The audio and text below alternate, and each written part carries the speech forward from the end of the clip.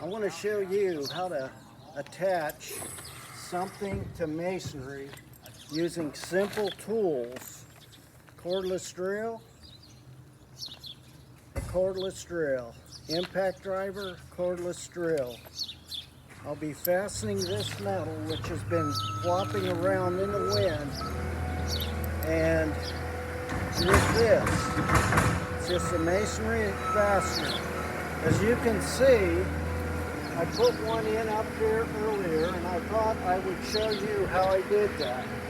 The first step is to come in, and I'm going to drill right through the metal.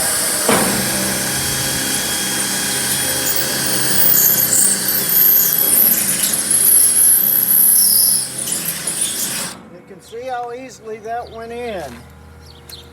And then you take your driver, could use a socket also. You put that in the hole.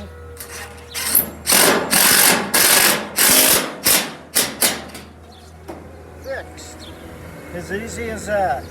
Anyone can do it, including you. Can it be fixed? Yes, it can. Can you fix it? You're darn right you can.